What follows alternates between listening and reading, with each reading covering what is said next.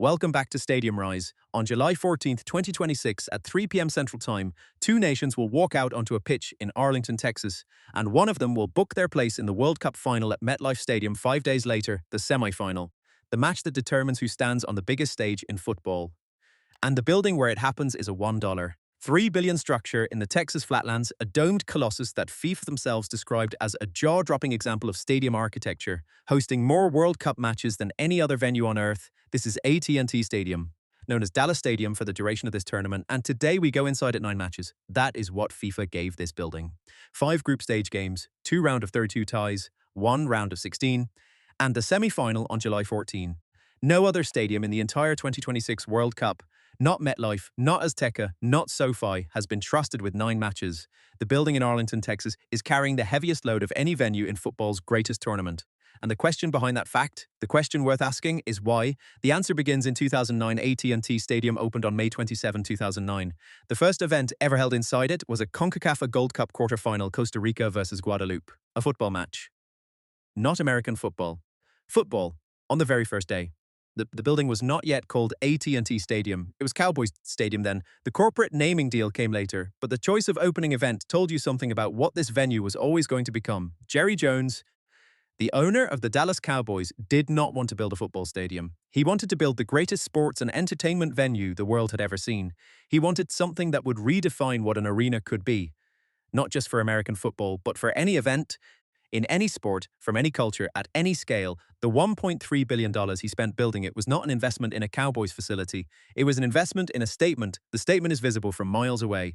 Approaching AT&T Stadium from Interstate 20, the building rises from the flat Texas landscape like something that does not belong to its surroundings. A domed structure of extraordinary scale, 3 million square feet of enclosed space, making it the largest domed structure in the world at the time of its completion. 2 massive arched box trusses span 1,225 feet across the roof, the longest single-span roof arches on any building anywhere on Earth. Each arch uses 14,100 tons of structural steel and handles forces of up to 19 million pounds. The retractable roof between those arches opens in just 12 minutes. In Texas heat, that 12 minutes is the difference between 95 degrees and managed comfort. The location itself tells a story that most people outside of Texas do not fully understand. AT&T Stadium is not in Dallas. It is in Arlington, a city of 400,000 people that sits exactly between Dallas to the east and Fort Worth to the west. Arlington is equidistant between the two. It belongs to neither, and it has built an identity around that neutrality, a sports city in the space between 2 larger cities, with AT&T Stadium as its anchor, Six Flags Over Texas as its entertainment draw, and the Texas Rangers Globe Life Field sitting less than a mile away. On World Cup match days, the entire corridor between Arlington's 2 major highways transforms into a football city unlike anything the American South has produced before. Food trucks, fan zones, flags from every nation competing in the tournament. The flat Texas landscape, which offers none of the natural drama of Seattle's mountains or Vancouver's coastline, compensates with scale. Everything in Arlington on a match day is simply bigger than anywhere else. The video board deserves its own chapter, because no other feature of this building, no other feature of any stadium in this tournament, generated the kind of attention, the kind of controversy, and ultimately the kind of legend that the AT&T Stadium video board has generated since the night it was first switched on. It is the largest center-hung high-definition video screen ever installed in any sports venue on Earth. 160 feet wide, 72 feet tall, hanging 90 feet above the field, stretching from one 25-yard line to the other. The entire structure weighs 2 million pounds. It is suspended from the roof by cables that bear loads that would be unusual in a suspension bridge, and when it was first used during a preseason NFL game in August 2009, a punted ball by the Tennessee Titans struck the screen mid-flight. The play had to be redone. The NFL quietly instructed that the board be raised by several feet. The legend of Jerry's scoreboard was already made before the first regular season snap. What the board does on a match day at full capacity is difficult to describe to someone who has not experienced it. 90 feet above the pitch, visible from every single seat in the building, running continuous ultra-high definition footage at a scale that makes a standard cinema screen look like a mobile phone. When Argentina played here in the group stage, when Lionel Messi collected the ball 30 yards from goal, 94,000 people watched simultaneously on the pitch and on the board above. 2 simultaneous realities, the live action below and the magnified crystal clear broadcast above. For the first time in their football lives, supporters in the upper tiers of a stadium experienced what it feels like to watch the match live and in close-up at the same time.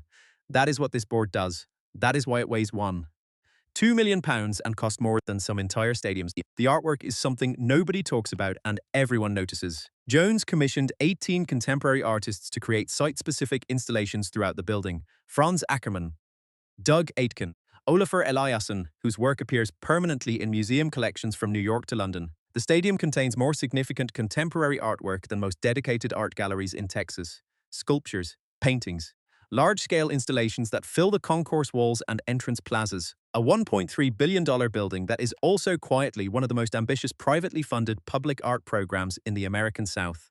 Football fans walk into their seats past work that would be the centerpiece of a major museum exhibition. Most of them do not know this. Some of them stop. For the World Cup, AT&T Stadium underwent a $295 million renovation, the single most expensive World Cup preparation project of any individual venue in the tournament. The most significant change was the pitch.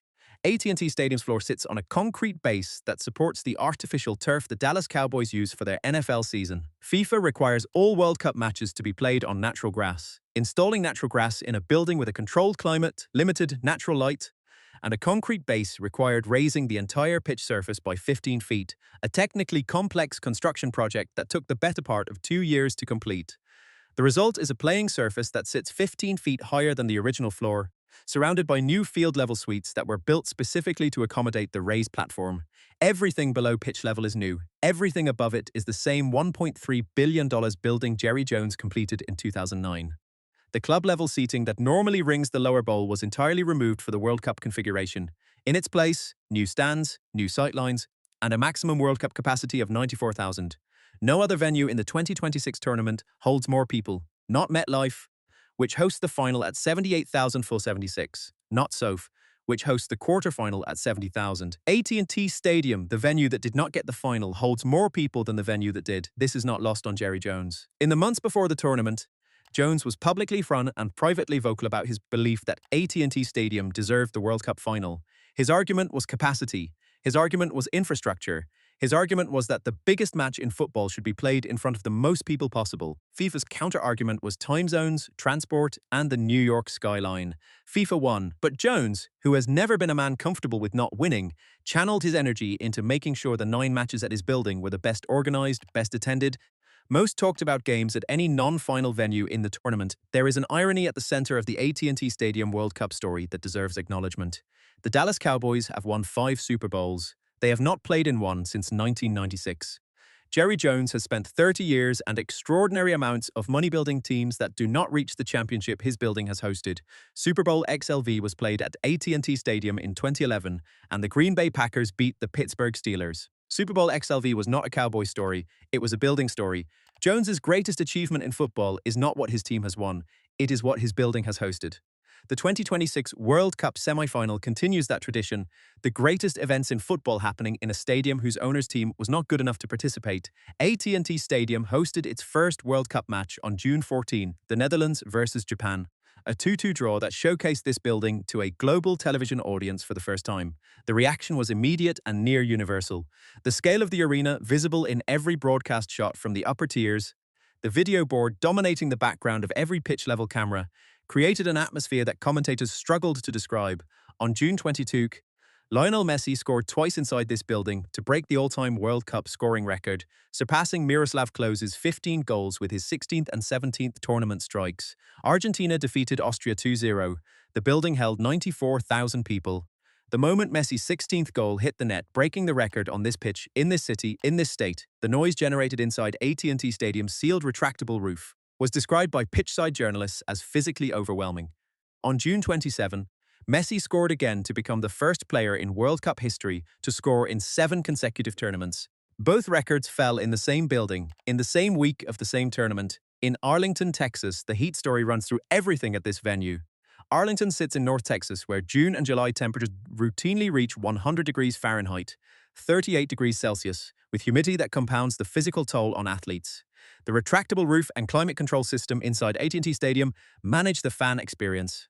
The playing surface, 15 feet above the original floor, exposed to whatever conditions exist inside the sealed dome, requires FIFA-mandated cooling breaks during afternoon kickoffs. Workers spent the months before the tournament testing the pitch surface temperature at different times of day under different roof configurations. The result was a match schedule that pushed the most demanding kickoffs to evening slots wherever possible.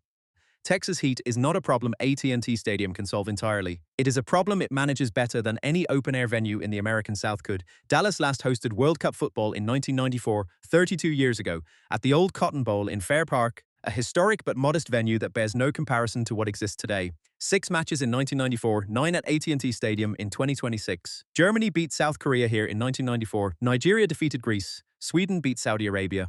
The city that hosted the World Cup before the modern stadium era now hosts it in a building that has no architectural equivalent in this tournament.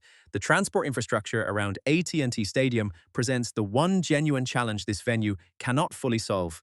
Unlike MetLife in New Jersey, with its direct rail link from Manhattan, or Lumen Field in Seattle, with light rail running to the stadium gates, AT&T Stadium has no direct rail connection. Dart Light Rail serves Dallas proper. The Trinity Railway Express connects Dallas and Fort Worth.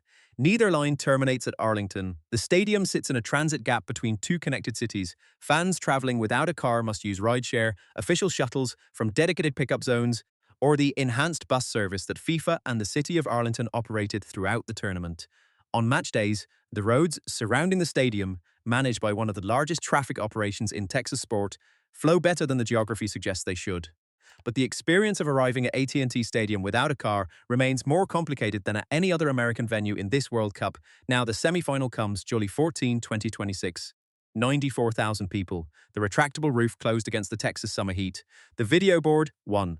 2 million pounds of screen hanging 90 feet above the center circle, blazing, and two nations playing 90 minutes of football that will determine who goes to MetLife Stadium on July 19 to compete for the greatest prize in the sport. The semi-final is the match nobody talks about in the build-up to a tournament. The final gets the headlines. The quarterfinals get the drama. But the semi-final, the match where the last 4 becomes the last 2, is where tournaments are actually decided. The nation that loses a semi-final carries that loss for 4 years. The nation that wins carries the knowledge that they are 90 minutes from everything.